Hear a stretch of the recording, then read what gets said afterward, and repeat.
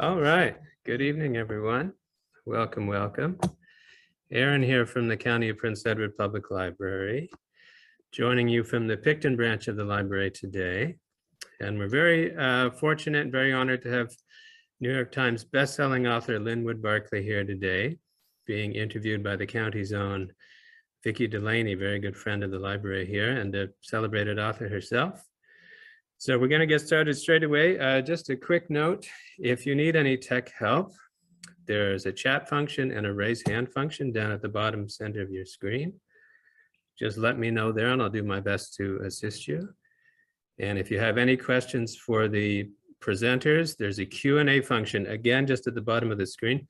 You might not see it until you interact with your mouse or your finger if you're on your iPad, but everything should be just along the bottom of your screen there. Okay, so I'm going to go ahead and turn it over to our speakers here. I'm going to turn it over to Vicki, who's going to introduce Linwood for you. Take it away, guys. Thank you very much. And once again, hello, Linwood. So nice to see you on this cold, chilly day. Welcome back from Mozambique. Thank you. I had a great time. It was much warmer there than it is here today. Anyway, I'm just going to really quickly introduce myself. For those who don't know me, my name is Vicki Delaney. I write the exact opposite type of novel to Linwood because I write cozy mysteries, meaning light and funny. And I have several different series. I write 4 different cozy series under both my own name of Vicki Delaney and my pen name of Eva Gates. And I live in Prince Edward County, where I've been living here for 13 years, very happily in the county. So that's me. My books are all available at the library. And anyway, I am really happy to be once again talking to Linwood because we always have a great time. I'm going to introduce Linwood briefly, and then we'll just have a bit of a chat for around about half an hour, maybe 40 minutes. And then I'll open it up to questions. So use the Q&A function at the bottom of your screen. There should right next to chat, it says Q&A. So that's easiest for me to moderate it that way. So I'm gonna do that. So he probably needs no introduction, but I'm going to introduce him anyway. And Linwood Barclay is a New York Times best-selling author with 20 novels to his credit. He spent 3 decades in newspapers before turning full-time to writing thrillers. His books have been translated into more than 24 languages, sold millions of copies, and he counts Stephen King among his fans. I'm expecting to see he also counts Vicki Delaney among his fans someday. Someday you can put that on. Many of his books have an option for film and TV. A series has been made in France, and he wrote the screenplay for the film based on his novel, Never Saw It Coming. Born in the US, his parents moved to Canada as he was turning 4, and he's lived here ever since. He lives in Toronto and in Prince Edward County with his wife, Neetha, and they have 2 adult children. Linwood, were you planning to read a little bit tonight? Oh, let's get right into it. I mean, this head time. You know, my experience is people who come to events like this, they already know how to read. So you don't have to read them. We've got so little time together. We have so little time together. Let's get chatting. It's a chat. Okay, so we're here to talk mostly about your newest book, which just came out today, I believe. Today is the day. Yep. And it's called Take Your Breath Away. First of all, the thing that struck me, I've probably read all your books, and maybe I've missed 1 or 2, but I certainly think I've read them all. And it seems to me that with Take Your Breath Away, you've returned to having your protagonist as what I think of as an average guy, just a normal guy living a normal life in a normal North American city. A couple of your more recent plots, your characters sort of involve multimillionaires and police officers doing their job. Personally, I think you do the average guy exceptionally well. And I'd say that's kind of almost your what's the word, your trademark, the average Joe kind of thing, who falls into some sort of terrible situation. So in this case, did you conscientiously decide that you wanted to go back to make your protagonist, Andrew, an average guy, or was it more just a matter that that fitted into the plot you'd already come up with?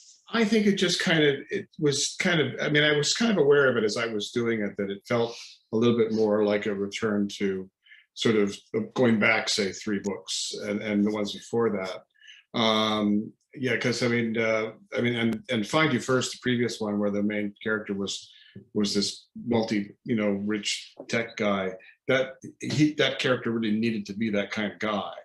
And but yeah, I think it's, I like books about ordinary people getting caught up in extraordinary situations. And so this Andy in this book he's a renovator, contractor kind of a guy. And in fact, I did a book with a guy like that before. I'm trying to think which one it was now. I think it was The Accident. The Accident had a character like that. And so I like writing about the kind of people that I know, whether it's, landscapers or teachers or journalists, or, one of my books that I had an unlikely hero who was a car salesman, not typically heroic figures. But I had a couple of good friends who were, retired car salesmen. And I thought, what a great person, what a great character to have as a hero. So yeah, this one's is a bit like that. Yeah, because I would also say that the word hero isn't correct for your characters, because they're not your average guy, as I'm trying to describe him. He's just somebody that has faced with some incredibly awful situation, and he rises, or not. Sometimes they succeed and sometimes they don't, but he rises to the challenge.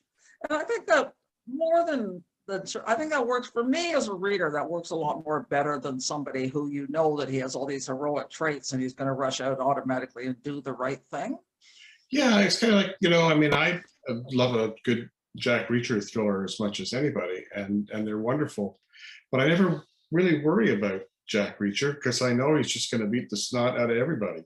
And so, yeah. But my main characters are in no way equipped to deal with the kind of bad guys they're going to come up against. So I think in that sense, I'm hopeful that readers will identify with those characters. So like, well, this could be me. What would I do in a situation like this?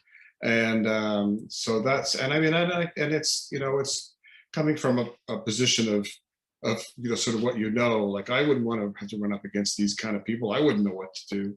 So, but the hope is that these characters, when faced with, sort of insurmountable odds, are placed in a kind of situation where they, even if they don't want to, they have to kind of rise to the occasion. Yeah. One of the things I particularly enjoyed about this book, just a small part, but it appealed to me a lot, was all the stuff. There's a couple of smallish but very, very important scenes set in an abandoned mall. And the description of the mall, as you described it, was very evocative to me of some of the photographs I've seen of the great Catskills resorts that are now abandoned and basically just falling into rubble and back into the earth. And as a little bit of an aside, I'm just going to mention that I was just recently in Mozambique, and we went to the island of Mozambique, which was formerly this great trading post. For 1,000 years, it's been the key for trading. For 500 years, it was the center of the Portuguese colonies in East Africa. And now it's a sleepy little tourist town because time moved on. They were no longer needed. Bigger, new ways of doing things, bigger equipment came in and all that. It was really quite cool, like trees growing, these marvelous big buildings that used to be warehouses, used to be company offices, grand houses. Trees are growing through the roof, everything's crumbling. Yeah. Gaping windows and that. My feeling about that, and the reason I mentioned that, is it gave me the sense of time is moving on and the world is moving on, and things like the Catskills, like these sort of malls, are changing and because they're no longer needed. So sort of a two-part question about that. First of all, I wanted to know if you are if you specifically chose the abandoned mall because you have something to say about this current state of the economy, and also if did you ever actually go into one of those places that was being demolished and have a look around? Well, the latter, I think I would love to get into one of them. I think I've probably seen some of the same pictures online that you have of abandoned malls and abandoned movie houses and, you know, theaters and that. And it just struck me sort of, I could see it. And it just struck me as a really great sort of setting for part of a story to take place. And I think I was also thinking, what was that, you know, Dawn of the Dead or something, where they're all trapped in a mall with zombies. You know, just there's something about malls that they're sort of glitzy and sort of horrifying at the same time. You know, it sometimes seems like a fate worse to death just to be in a normal one. And so I think that was part of it. And yes, that there's, I think, a kind of underlying theme in this book and some of the others of a country in decline. It's to some degree in decay, and sort of the lengths that sometimes people go to get by in a time where things are kind of deteriorating and people are losing jobs, and the pandemic is referenced in this book. And it's you know, it takes one of the reasons where we talk about why this mall may be empty is that, you know, everybody's turning to online shopping. People didn't go out, they didn't do things, and so there were a lot of businesses that took a hit, and this particular mall takes a big one. And if I can sort of quickly, this is a mall where our main character's friend he's scavenging it. He's like picking through he's like, you know, a turkey vulture or whatever, sort of picking over the remains of getting scrap and railings and hangers, and, you know, all this kind of stuff out of a mall, just sort of picking through what he can use for some other project. And so there's a guy who's been going through some tough times. Tough times, sort of like the mall. It's sort of like another little aside. I'm sure you've seen Stranger Things. They use the mall quite effectively, right? Yeah. Anyway, but question I had for later at the end, but I'm going to ask it now because you sort of alluded to it, and that's mention of the pandemic. You mentioned obviously, you know, your book was written at least a year ago. It was probably finished a year, you know, 9 months to a year ago, so off to the publisher and all that. And you do mention that the pandemic is over. And I noticed in the acknowledgements to the book, you say something to the effect of that you hope that turns out to be the case in the middle of 2020. Do you feel did you do that on purpose? Did you sort of try and place it in time, or did you think you were taking a risk? A little bit of one. I tend to like to write my books that take place in the present. I know there's a tendency now, a lot of us who feel we should just set every book from now on in 2019 and just be done with it. But the pandemic was such a global event. I mean, it would be like writing a book in 1952 and pretending World War II didn't happen. I mean, it's part of our history now. It's ingrained in all of us. It's a common experience. So I think in books going forward, it's just going to, it's not necessarily just, it's part of the plot line, but it's mentioned, it's there. And so I mentioned in the acknowledgements that, you know, I said this book's coming out in 2022, and, you know, we may or may not be totally out of this mess, but I've written this book sort of in the sense that we are. And I said, in a moment of uncharacteristic optimism, I have sort of looked ahead and thought, well, we're sort of past it. And of course, and we're, you know, we're still in it, but I think that the way that people are acting and carrying on in this novel is not unlike the way they are now anyway. They're aware of it. And of course, our main character, he's got stuck between the seats like an old mask or some old gloves that he used when he would go to buy gas and so forth. So there's reminders of what we've been through. Yeah. And that is going to be with us for a long time, I think, those kind of reminders, like you said, the fund and the mask lying around. Of course, we're all still using them, for heaven's sakes, but yeah, okay, we'll see how that all turns out. I've talked about this before, because one thing that really strikes me with your books is that a lot of your novels, if not almost every one, focuses on a missing family member. Someone, you know, once again, I'm referring to, you know, your ordinary family living an ordinary middle-class life in an ordinary little town, and someone goes missing in that family. In this case, it's the wife disappeared 6 years ago. Her husband doesn't know what happened to her. He's accused, naturally, he's the police's prime suspect. 6 years from now, he never was arrested and charged with it, but he knows he's still under suspicion. So I'd also like to mention that what to me is arguably, you can argue with me about this, your most famous book, which was No Time for Goodbye, involves an entire family that disappears, leaving one person behind, the reverse of one person disappearing, leaving everybody else to wonder what's going on. The entire family disappears and this girl wakes up in the morning and everyone's gone. Now, I'm wondering how personal this sort of is to you. I know that your father died when you were 16. So I wonder if that has affected your worldview in some ways. I wonder if it, it's funny, several years ago, a friend of mine from the Star was actually interviewing me for a piece, Richard Azunian, and he speculated that having lost my dad at the age of 16 was at the root of this sort of, and I thought, I had never thought about that before. And I thought, I wonder if he's onto something. So, I mean, maybe if I spent some time in therapy, we'd really get to the heart of it. But losing my father was the most profound thing that has ever happened to me. And I mean, I was there in the room when he passed away.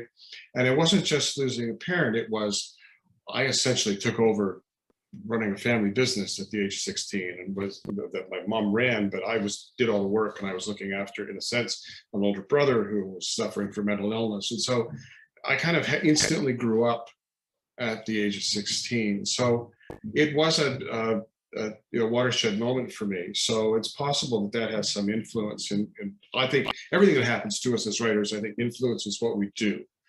But even if that hadn't happened, I always feel that when you write a thriller, that there needs to be something really big at stake. There has to be something really important enough that it will make, an ordinary person, take extraordinary risks for some sort of resolution. And to me, there's really nothing that's more at stake than a loved one and a member of a family, and having someone missing is a kind of thing that instantly it drives a story and gives it tension and gives it a sense of importance, Yeah, because I think also that sort of, certainly every parent's nightmare, and every, not just parents, of course, we have other people in our lives too. So anyway, I do think you always handle that really well. Well, it's like I said, so anyway, I'm just gonna. I was going to say that I can remember saying it sometime that as big issues like global warming and all these other horrible things that are happening, I mean, they're really horrific, and yet what keeps you awake at 2 a.m? And that's usually, well, why isn't my daughter home yet? Or where's my son? He's out there with the car and he's still not home, and it's 4 a.m. Those are the things that really hit home, and I think worry us the most, even when there are other issues going on that are potentially cataclysmic. Yeah, even when they're adults, rather, you still, my daughter was here for a couple of days, and off she went, and she texted me when she got home, I'm home. Yeah. Your plots tend to be they are very complex and twisty. Lots of twists and turns, unexpected things happening, shocking middle, shocking ending. How much plotting do you actually do writing a book? So I guess the question is, are you a plotter or a pantser? To what degree do you plot? Well, I'm sort of fall in the middle of that. I know that for every writer that there seems to be a different approach. And some writers, I've done a lot of events over the years with Ian Rankin, and Ian just starts writing. He has no idea where it's going. He says that he has to write it to find out what happened. And yet, for me, before I start writing, I want to know the big picture. I want to know who did what. I want to know what the mechanics are, what the foundation of the story is before I start. But I don't see the opportunities that exist in the book until I really get into it. So, it's like if you're getting a car in New York and you're driving to LA, you know where you're going to end up, but you have 100 different kind of ways to get there. And so I'm a sort of halfway pantser plotter kind of person. But I always feel like I wouldn't start building a house without some blueprints, even though I don't know what what the colors will be inside. I don't know what the furniture will be like. I know what the shape of it's going to be. I know what the foundation is. So I need to know that. Yeah. I was kind of saying my career was I was a computer programmer, and then I was a systems analyst at a bank.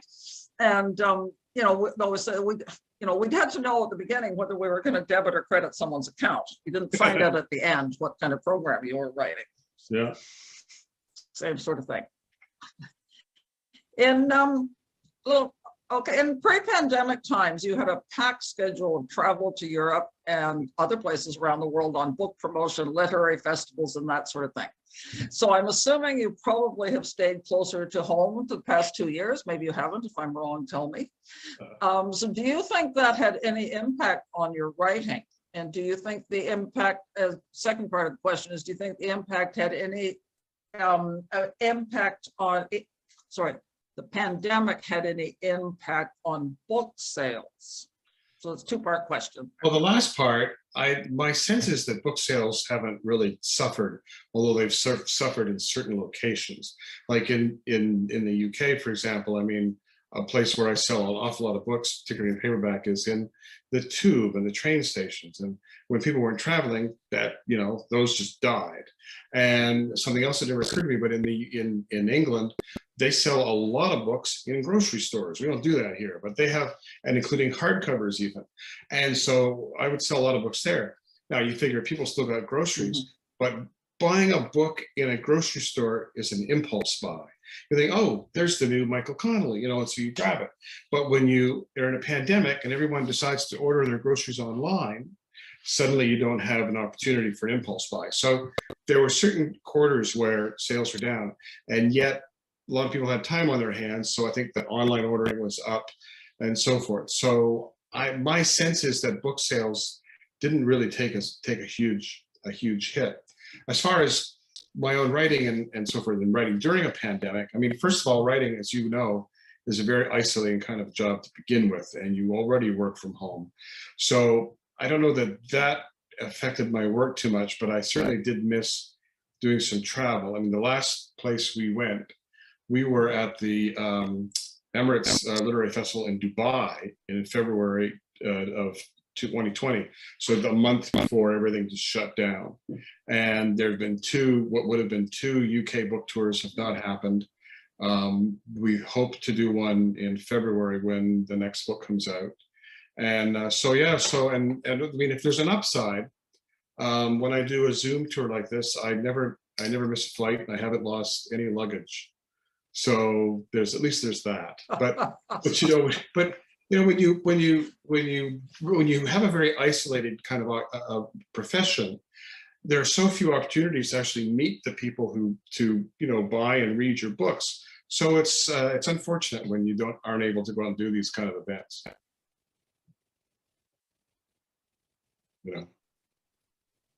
Yeah, but certainly we have been lucky that we have had Zoom and that sort of thing. Speaking of which, it's just sort of a funny little thing. I read a book written in like maybe 2018 or 2019, and she mentions the importance for her business of Skyping.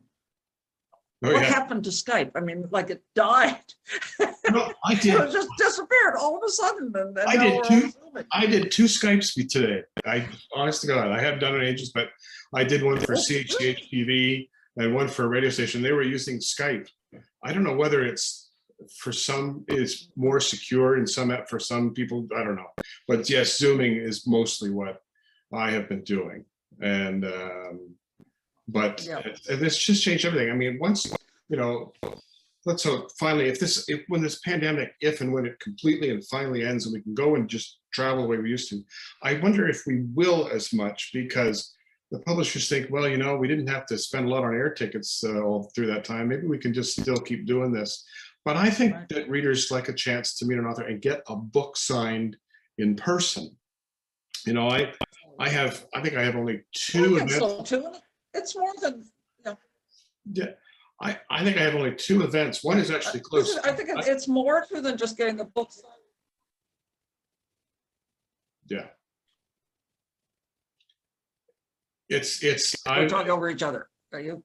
That's right. I I have only 2 events where I'm going to actually have an opportunity to meet people and sign a book. And one of them happens to be end of next week at the Belleville Mayor's Arts Festival. And there's a crime fiction Nice. festival in Toronto the first weekend in June called Motive. And I will be at that in person, but that'll be my only Greater Toronto area event where I could actually scribble in somebody's book. Yeah, and I think it's more than, for the reader, it's more than just getting a book signed, which matters, but it's also like engaging in conversation. If you're lucky enough to, have a mix and mingle at, like, coffee at a bookstore even, and you can say, oh, by the way, they don't have to rely on me asking questions. They have questions that Yep. And sometimes the best questions are spontaneous too, right? Not the stuff that you Yes. write down ahead of time. So I do That's think right. that there's a lot of people pretty anxious to get back on the road again. Oh yeah, I think so. So just going to take, as I mentioned in my introduction, as I'm sure everybody knows, your newspaper career was as you're best known anyway for your newspaper career as a humorist. You wrote a regular column for the Toronto Star for a number of years. So you're now known as a thriller writer. And there's certainly, even though there's definitely some humor in your books, there's nothing particularly funny about people who've disappeared, leaving loved ones behind. So have you ever thought about returning to those humor roots and writing a book that's more of a comedy, that could be called a comedy? Well, the first 4 novels that I did were what I would call comic thrillers. And they were about a character named Zach Walker. So there was Bad Move, Bad Guys, Stone Rain, and Lone Wolf. And those were the 4 novels that preceded my breakout hit of No Time for Goodbye. And my sense from that experience was that funny crime thrillers are tremendously enjoyable, but there are only a handful of authors who are really successful with them. It's a very kind of narrow niche part of the whole sort of crime market. You had the late wonderful Donald Westlake, and of course we still have Carl Hyacin, thank God, and Janet Ivanovich, who are writing funny, but it's a really narrow part of the market. The only thing that I've written in the last couple of years that was fully intended to be funny, which I have on the shelf, is I took a little break from what I normally did, and I wrote a book about our lovely premier, Mr. Ford, called Ford Abomination, for a small publisher in Toronto that I did a book with quite a few years ago. I did a book called Mike Harris Made Me Eat My Dog for him. It's very scholarly. It has footnotes and cartoons from Brian Gable of the Globe and Mail. I should have waited and done it closer to now. I think it was a mistake to do it that early in pre-COVID. But I still think there's some humor in the book. Do an update. Yes, right. We should add a chapter. Where is it? Don't go away. I'm going to see if I see it over here. I'll wave it in front of the. There it is. Hang on. Okay, someone just commented that It's Vicky's still available. It's still out there. There it is. There it is. There we go. You can order it at least, but it's a slender work, but it was fun to write. I think I did it in. And it is illustrated. I think I wrote it in 2 weeks, actually. So. This was all the funny stuff that we did before the pandemic. Anyway, we've forgotten those things. Right.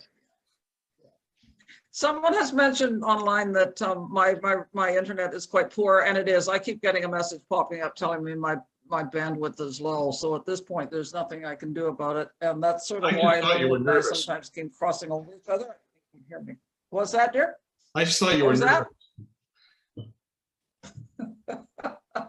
Okay, so I'm going to flip that question around and come at it from a different angle and ask if you've ever thought about leaving the ordinary people with ordinary lives behind and tackling something much bigger and world threatening. Let's say that, James Bond sort of character who's out to save the world, or Robert Langdon who's uncovers really big secrets that will change civilization as we know it.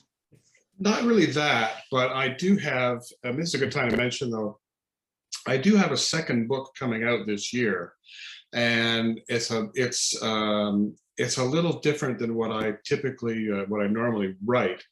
So that might fall in this category. It's a book called Look Both Ways, and it will be out, I think it's going to be out around the end of October.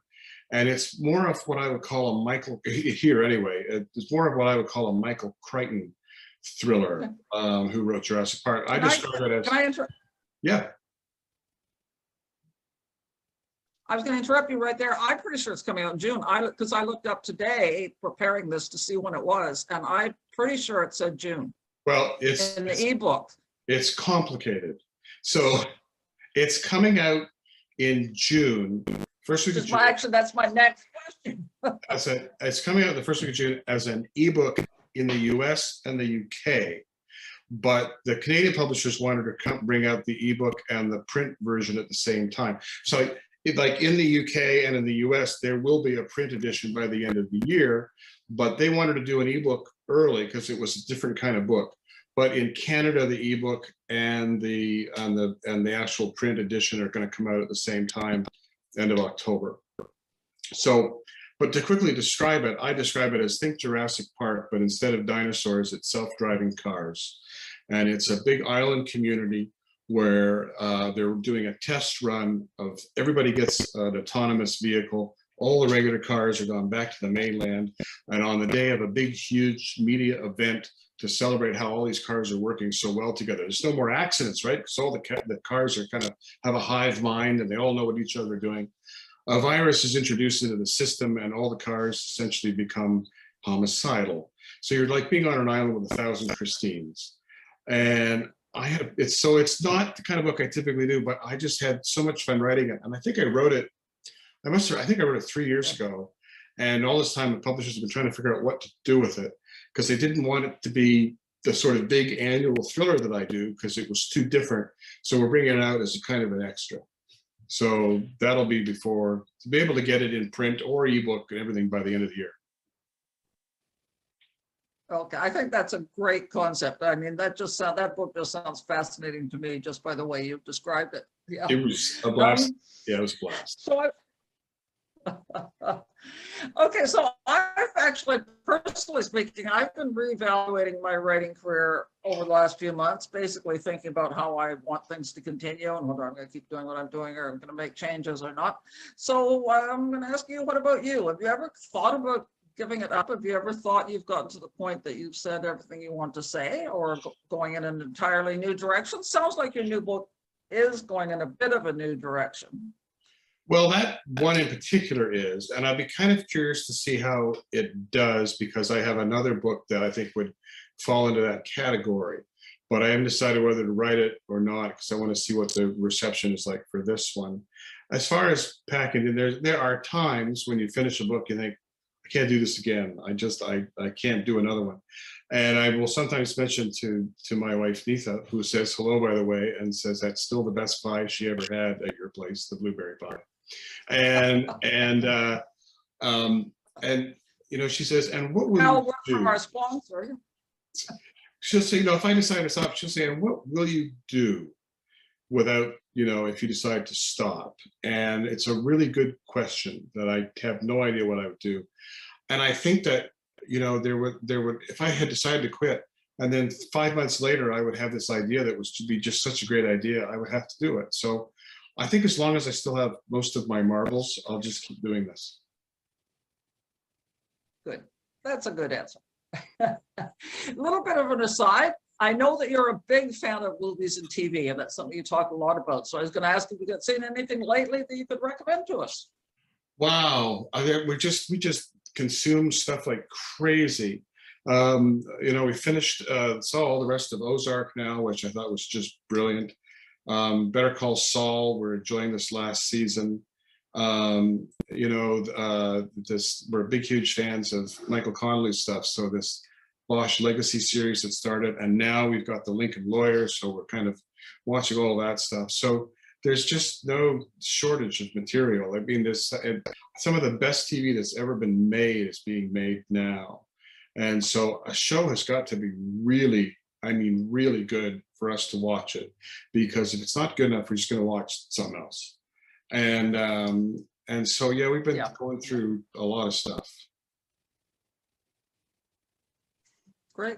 You always say we. Do you and Neetha have the same tastes? Oh yeah, we find something we both like. If it's something that she has no interest in, then maybe I'll watch it through the day. But she likes the same kind of stuff that I do. Really great, gritty, character-driven, crime shows and dramas. And then every once in a while, when the news becomes so depressing we can't stand it, we'll watch an old Andy Griffith episode from the early '60s, just so we can forget everything else. Change of pace. Yeah, great. Okay, I'm going to remind everybody that we're going to have some questions in a few minutes, but so it's about time to start going to the questions. But I do have one thing you alluded to a little bit earlier. You're very politically outspoken. You rarely fail to offer your opinions of matters of the day. You did mention your book about Doug Ford and the Ontario government. Does it ever concern? Obviously, you just answered my question in the negative, because I'm about to say, if you ever worried about losing readers who don't agree with your views, I think you're going to say no. I just don't care. I mean, I think, and every once in a while, someone will come on and say, we don't want to hear your opinions on politics or on, I don't want what you're, and I think, yeah, this is why I became a writer, to keep my thoughts to myself. And I know some writers that don't want to weigh in, and I don't weigh in as much as some, like friend Don Winslow or so forth. But I mean, when I spent 14 years writing a column for the Star, a humor column, but a lot of them were political satire, and so I got used to taking pushback on people at that time from people who didn't like what I had to say.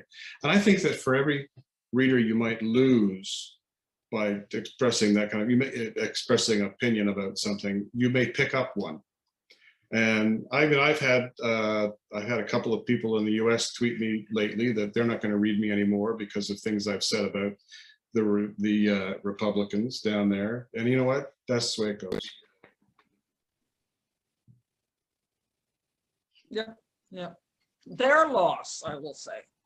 Okay, let's see if we have any questions. I have one, so bear with me while I call it up. Oh, somebody here. This is anonymous would like to know, who's your favorite classic crime mystery writer or character? I'm going to change that to say and character. So writer and character. What would you say would be your favorite? It would have to be Lou Archer, the Lou Archer mysteries by Ross MacDonald.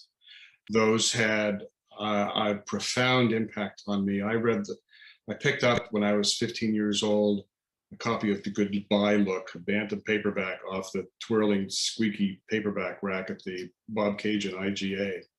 And I just became a massive fan of his work, to the point that I actually ended up corresponding with him and had dinner with him one night, spent an evening with him. And so he was really important to me in terms of just reading him and admiring his work, but he was also a mentor. So that's an easy one. The Lou Archer mysteries by Ross MacDonald they just imprinted on me.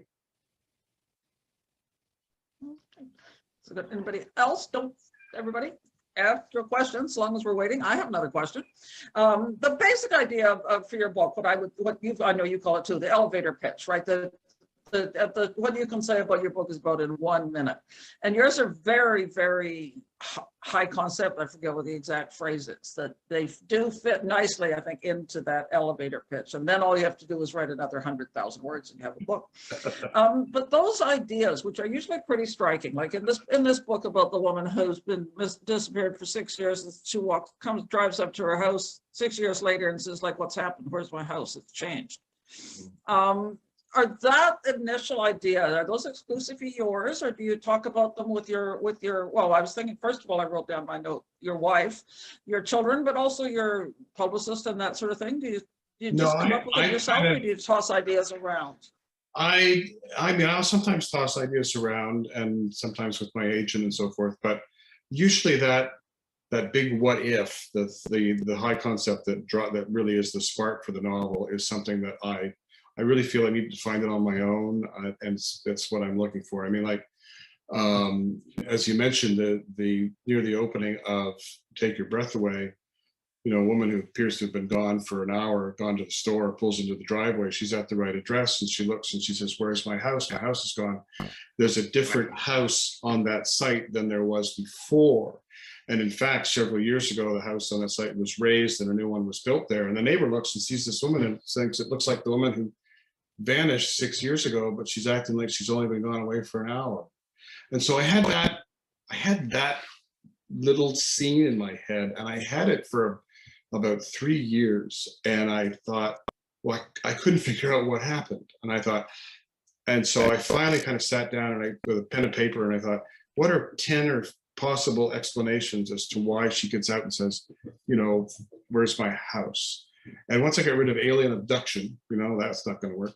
I finally came up with what I thought was an explanation, and then I wrote that book. But I need an elevator pitch itself, like, the novel elevator pitch, that came because I was listening to CBC News, and they were saying that the condo development on the waterfront here, it looks like Hong Kong. There were so many condos being built so quickly that the city didn't have enough elevator inspectors to keep up with the pace of construction. There hadn't been a problem, but they didn't have enough inspectors. And the idea was just there. What if you had a guy who was a serial killer but killed people by sabotaging elevators? And so when I have something like that I think is a really cool what if, and if I think it's got enough to it that it's supposed to sustain 100,000 words, then I've got my project. Great. Okay, here's a question. Quick question here. Someone said, where and when did you say you're going to be in Belleville? So that's the Mayor's Arts Festival. It is a week from this Friday. Just Google it, find it. It's actually, I think the details are on my website, linwoodbarclay.com, and it's something like 1 o'clock in the afternoon on the Friday, something like that. I can't tell you where it is, but it's on that. But just Google Belleville Mayor's Arts Fest, and you'll find it. So I'll actually be a human being there in person, and I'll be able to scribble in books and so forth. Great. Aaron answered and said May 27th is the date for that. Sounds right. Okay, so here's another question I have. Someone has said, have you ever set any books in Canada? And if not, why not?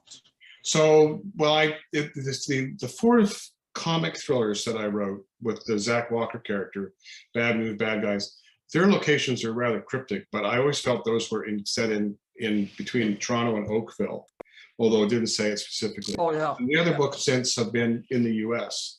And I always have a couple of answers for that. One is when I started writing novels and writing these kinds of books, I couldn't get a Canadian publisher.